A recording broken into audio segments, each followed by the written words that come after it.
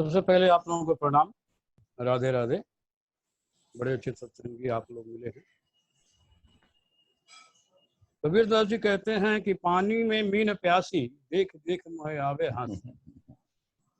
पानी के अंदर ही मछली रहती है, लेकिन वो पानी की मीना प्यासी रहती है। उसी तरह से हम लोग ईश्वर के अंदर ही हैं, और फिर भी ईश्वर के लिए हम लोग परेशान हैं, तड़प रहे हैं।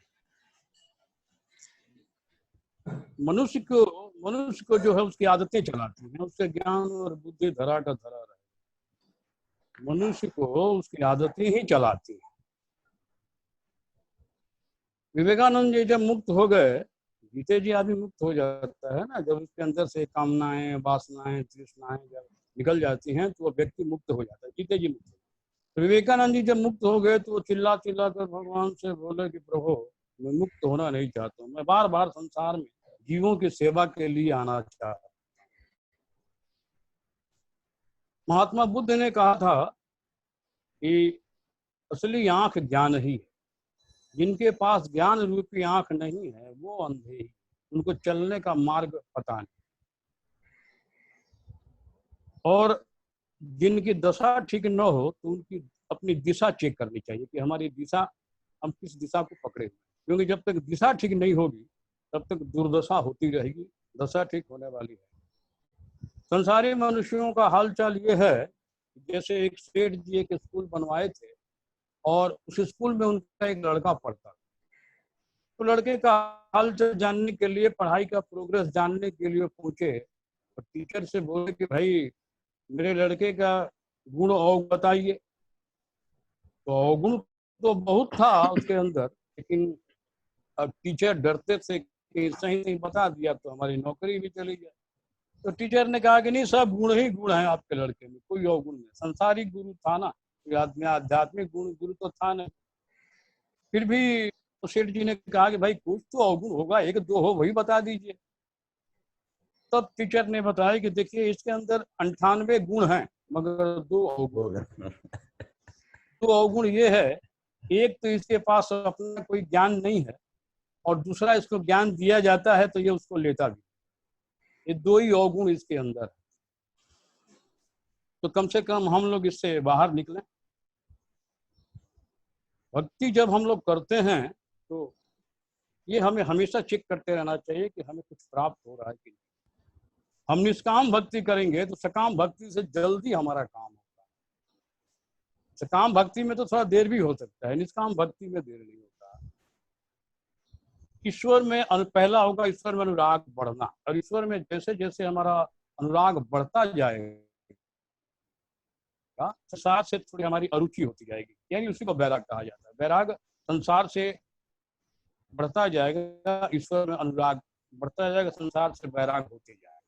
ये पहला लक्षण है। दूसरा, जैसे नदी के इस किनारे पर हम नाव पे चढ़ना शुरू करते हैं तो ये किनारा हमें स्पष्ट दिखाई देता है, दूसरा किनारा स्पष्ट दिखाई नहीं देता है। लेकिन जैसे जैसे हम चलने लगते हैं तो दूसरा किनारा, जो इधर हम जा रहे हैं उधर का किनारा स्पष्ट दिखाई देने लगता है, और पहले वाला किनारा धुंधला होता जाता है। भक्ति से जो लाभ होता है वो पहला लाभ हम आप लोगों को बताएं। पहला लाभ ये होता है कि शरीर में बल बढ़ता है, शरीर में पावर बढ़ता है, शक्ति बढ़ता है। दूसरा, यदि शरीर का कोई पार्ट समझ लीजिए कि डैमेज है या वो पार्ट में कुछ असुविधा है, वो पार्ट भगवान रिपेयर कर देते हैं, रिपेयर करके उसको ठीक कर देते हैं। तीसरा होता है कि इंद्रिय मन में विलक्षण शक्ति आती है, और चौथा बुद्धि जो है वो प्रखर होती है। ये शुरुआती लक्षण है। यदि भक्ति हम वास्तव में सच्चे मन से करेंगे तो कोई बात नहीं। इसलिए हमें सच्चे मन से भक्ति करनी चाहिए। सच्ची भक्ति ईश्वर में अनुराग उत्पन्न नहीं करती है तो भागवत में कहा गया है कि श्रम ही केवलम, तो केवल शारीरिक परिश्रम हो रहा है। कोई भी वो का साधन हम यदि अपनाए हैं, चाहे वो पूजा हो, पाठ हो, तीर्थ हो, व्रत हो, स्वाध्याय हो, तपस्या हो, यदि उस वो साधन ईश्वर में अनुराग उत्पन्न न कर रहा हो, वो केवल शारीरिक परिश्रम हो रहा है। इस बात को कागभूषण जी भी बोले हैं और गुरु वशिष्ठ जी भी बोले।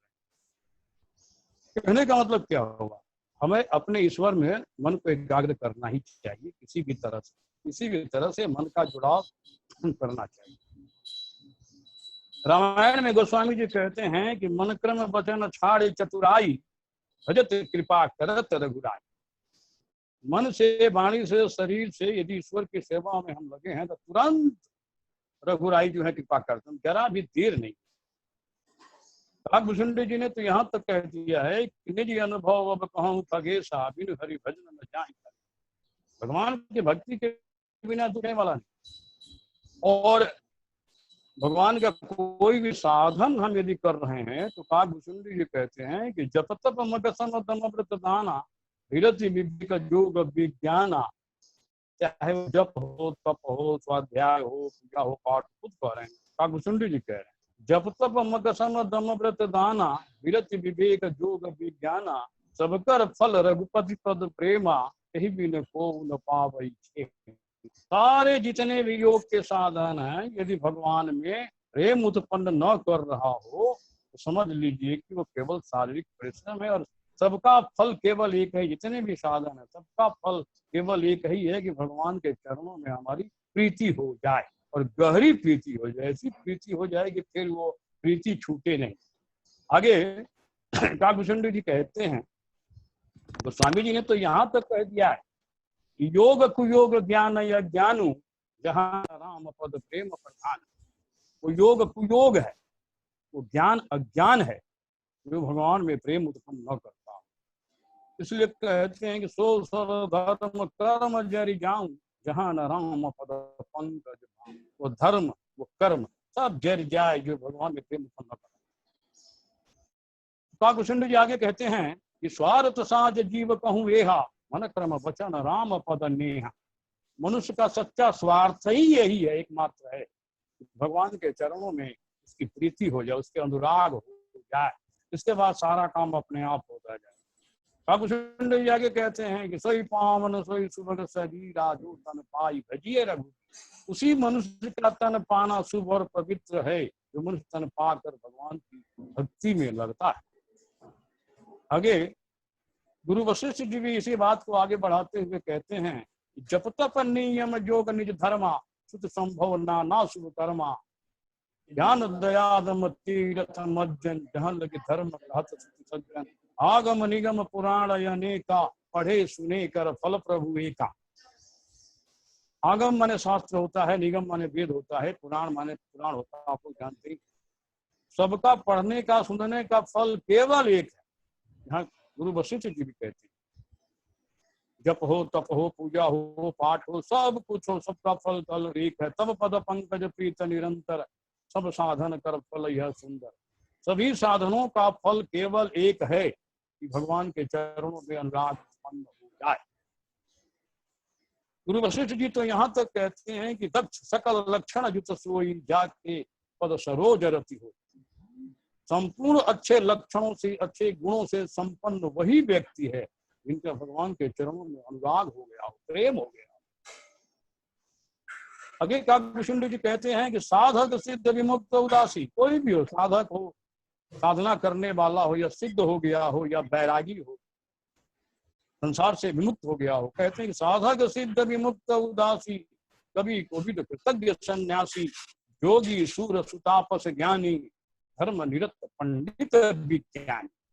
तो तपस्वी हो, जोगी हो, धर्म में निरंतर रत हो, देवता हो, कोई भी हो, तरही न से मम स्वामी, राम नमामि नमामि नमामि। काकभूषुंडी जी कहते हैं कि मेरे प्रभु की भक्ति किए बिना, सेवा किए बिना कोई भी नहीं कर सकता है। ऐसे प्रभु को मैं बार बार नमस्कार और प्रणाम करता हूँ। ये काकभूषुंडी जी। तो भक्ति का लक्षण यही है कि ईश्वर में हमारा अनुराग उत्पन्न हो। भगवान ने जो हमें शरीर दिया है, तो भगवान ने कहा है कि देखो ये शरीर जो है मैं तुम्हें एक गाड़ी के रूप में दे रहा हूँ। इंद्रियां जो है वो चक्का है इसमें, और मन जो है वो स्टीयरिंग है, और बुद्धि जो है वो ड्राइवर है, सारथी है। तुम्हारी गाड़ी में आत्मा रूपी पैसेंजर बैठा हुआ है। इस आत्मा रूपी पैसेंजर को सीधा मेरे पास लेकर आ जाओ। अपने बुद्धि रूपी सारथी के द्वारा, ड्राइवर के द्वारा गाड़ी को चलाकर मेरे पास सीधे अपनी आत्मा रूपी जो सारथी पैसेंजर बैठा हुआ, रथी बैठा हुआ है, उसको मेरे पास लेके आ जाए।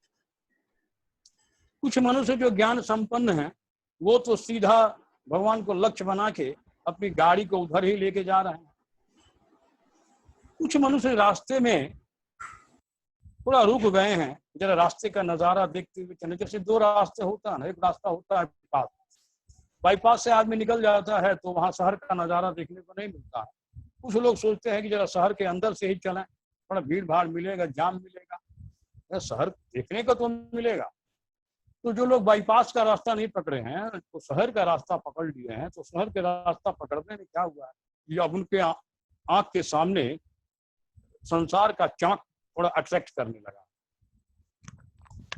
कुछ लोगों को धन ने अट्रैक्ट किया है, कुछ लोगों को रूप ने अट्रैक्ट किया है, कुछ लोगों को पद प्रतिष्ठा ने अट्रैक्ट किया है।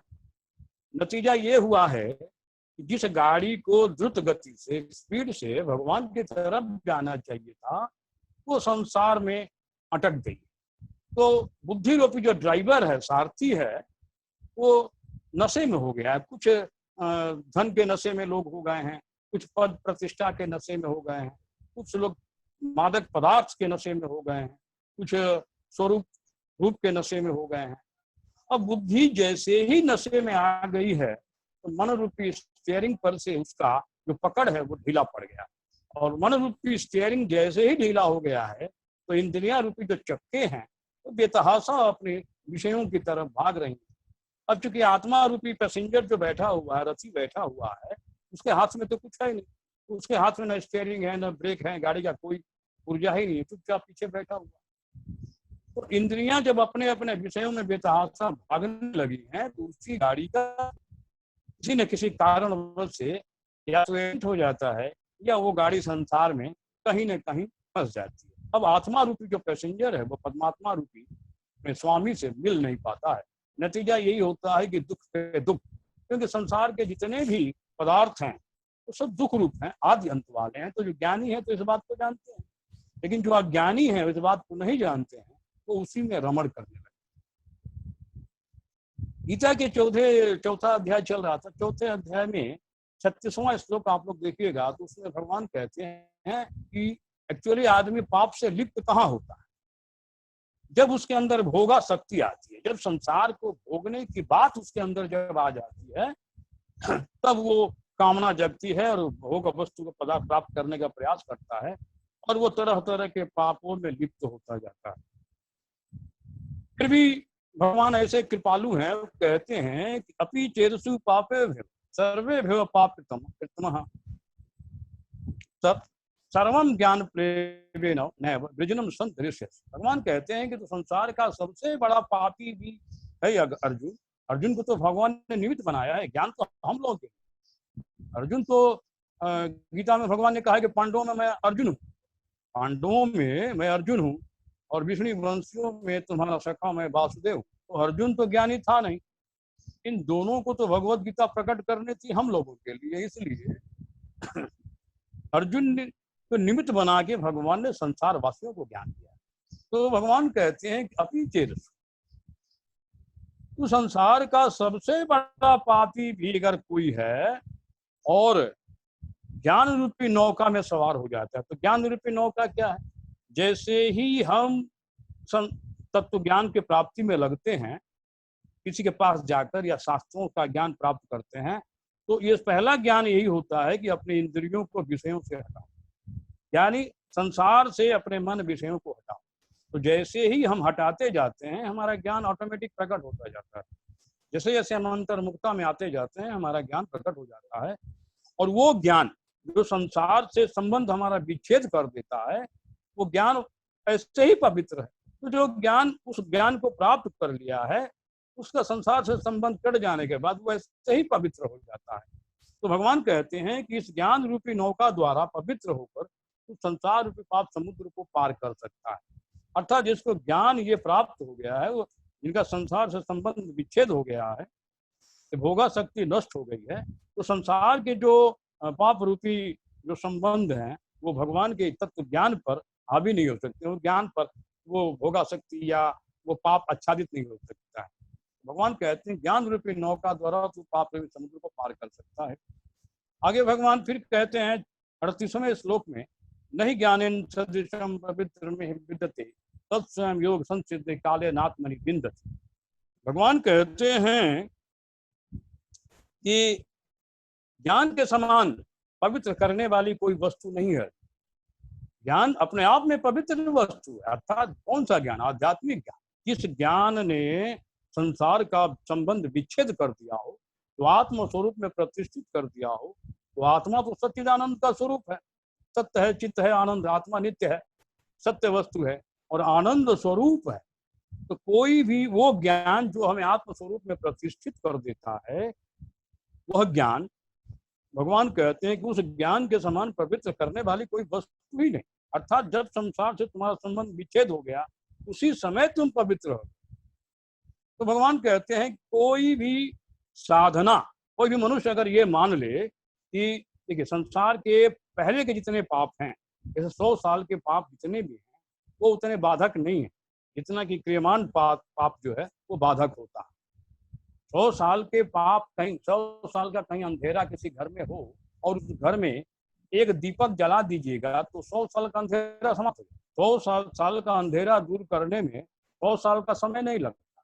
जैसे ही एक दीपक जलाएंगे वैसे ही वो अंधेरा दूर हो जाता। उसी तरह से जब हम ये प्रतिज्ञा कर लेंगे कि आज तक हमने जो पाप किया सो किया, अब हमको नहीं करना, और इसके बाद तत्व ज्ञान में हम लग जाएंगे, तो तत्व ज्ञान में जब हम लग जाएंगे तो फिर ये ज्ञान तो स्वयं सिद्ध है। जैसे जैसे हम साधना में बढ़ते जाएंगे, स्वयं की तरफ बढ़ते जाएंगे अपने आत्म स्वरूप की तरह, वैसे वैसे ये ज्ञान सिद्ध होता जाए। और ज्ञान जब स्वयं सिद्ध है, इसको पाना नहीं है, ये ज्ञान ऑलरेडी पहले से है कि स्वयं सिद्ध में जब हम आ जाएंगे तभी हमारा सारा का सारा प्रॉब्लम सॉल्व हो। तो भगवान कहते हैं कि ज्ञान के समान पवित्र करने वाली कोई वस्तु नहीं है, और कितने ही साधक कितने ही ज्ञान से पवित्र होकर अपनी आत्मा में ही इस ज्ञान को प्राप्त कर लिया। और जिसने कौन इस ज्ञान को प्राप्त करता है, तो भगवान 39वें श्लोक में कहते हैं 4थे अध्याय के, कि श्रद्धामान लभते ज्ञानम, श्रद्धामान लभते ज्ञानम तत्पर संयतेन्द्रिय ज्ञानम लब्ध्वा पराम अंतिम चिरणाति गच्छ। भगवान कहते हैं कि अर्जुन, श्रद्धावान, जो श्रद्धावान का मतलब क्या होता है? श्रद्धावान का मतलब वो होता है कि शास्त्रों में जो बात बताई गई उसको हूबहू मानने का नाम ही श्रद्धा। शास्त्रों में कुछ भी लिखा हुआ है वहां हम किंतु परंतु हमें नहीं करना चाहिए। जो कुछ लिखा हुआ है हूबहू मानने का नाम ही श्रद्धा है। तो भगवान कहते हैं कि जो श्रद्धावान है, शास्त्रों की बातों को हूबहू मानता है और साधन परायण है, साधना में लगा हुआ है, तत्पर मैंने तत्परता से लगा हुआ। ऐसा नहीं है कि आज साधना कर रहा है तो फिर 3 दिन रेस्ट ले रहा है, फिर 2 दिन रुक जा रहा है। इस तरह से कंटिन्यू ये प्रोसेस जो चिंतन चलता रहे, जैसे नदियां समुद्र की तरफ लगातार चलती रहे। तो भगवान कहते हैं कि जो श्रद्धावान है, साधन परायण है, साधना में तत्पर है और इंद्रिय है, अपनी इंद्रियों को बस में किया हुआ है, इंद्रियां उसके अंतर्मुक्ता में आ गई हैं। भगवान कहते हैं कि वह व्यक्ति इस ज्ञान को प्राप्त करता है और इस ज्ञान को प्राप्त करके भगवत स्वरूप परम शांति को प्राप्त होता है। अर्थात परम शांति में तो पहले से है, केवल वहां वापस आ जाता है। जो वहां से बाहर चला गया है संसार भोगने के चक्कर में, वो वहां से वापस आ जाता है। जब वापस आने लगता है तो शांति पहले से, वो परम शांति में आ जाता है। जिस शांति में भगवान रहते हैं उसी परम शांति में वो भी मनुष्य आ जाता है। आगे भगवान कहते हैं, ये 4थे अध्याय का 40वां श्लोक है। भगवान कहते हैं कि अज्ञास्ता सधानास्ता संशयात्मा विनश्यति नायम लोकस्ति ना परो ना सुखम संशयात्मना। देखिए, अल्प ज्ञानी होना कोई बुरी बात नहीं है, सर्वज्ञानी होना बहुत अच्छी बात है, टोटली ज्ञान लेस होना अच्छी कोई बुरी बात नहीं, लेकिन अल्प ज्ञानी होना बुरी बात है। और अल्प ज्ञान में भी यदि हम रुक जाते हैं, बस वो ज्ञान ही हमारे लिए खतरनाक है। जैसे हमारे पास थोड़ा बहुत ज्ञान है और उसी ज्ञान को हम आधार मान लिए, वहां संशय रहना बुरी बात है। संशय को दूर करने का प्रयास न करना बुरी बात है। संशय में तो आदमी रहेगा, जब तक कंफ्यूजन दूर करने वाला कोई नहीं मिलेगा, शास्त्रों से हो चाहे सदगुरु से हो, तब तक आदमी आगे नहीं बढ़ सकता। तो जो अपने संशय को दूर करने का प्रयास नहीं करता है वहीं पर गड़बड़ी हो जाती है। संशय को दूर करने का प्रयास करना चाहिए। तो भगवान कहते हैं कि जो श्रद्धाहीन है, मतलब शास्त्रों की बातों को हूबहू नहीं मानता और ज्ञानहीन है, विवेकहीन है, तो संशय युक्त मनुष्य परमार्थ से नष्ट भ्रष्ट हो जाता है। अर्थात जो शास्त्रों का और सदगुरुओं का सहारा जो नहीं लेता है, जो लेता है उसका काम तो बनना ही है। तो भगवान कहते हैं कि जो श्रद्धावान है, संयतेंद्रिय है, साधन में तत्पर है, और जो विवेकहीन है, अज्ञानहीन है, श्रद्धाहीन है, संशय युक्त है, वह मनुष्य परमार्थ से नष्ट भ्रष्ट हो जाता है। उसके लिए तो न यह लोक ही सुखदायक है न परलोक है, तो उसके लिए यह लोक है न परलोक है न सुख है। अर्थात संशय है, जो संशय है वही संशय हमें दुविधा में डालकर हमारा सब कुछ, हमारा हम हमारी पूरी लाइफ को चौपट कर देगा। संशय को दूर करने का प्रयास करना चाहिए, शास्त्रों के माध्यम से, सदगुरु के माध्यम से, या जो जानता हो उससे। संशय को पाल के बैठना नहीं। संशय को पाल के बैठने का मतलब हुआ हम अपनी आत्मा का हनन कर रहे हैं। किसी कीमत पर लाज संकोच छोड़कर अपने संशय को दूर करने का प्रयास करना चाहिए, तो हमारा सारा का सारा समस्या का समाधान हो जाएगा। अब समय कम है तो गागर में सागर भरना है, इसलिए थोड़े में ज्यादा समझाना और समझना अच्छी बात है। अब आप लोगों का कोई प्रश्न हो तो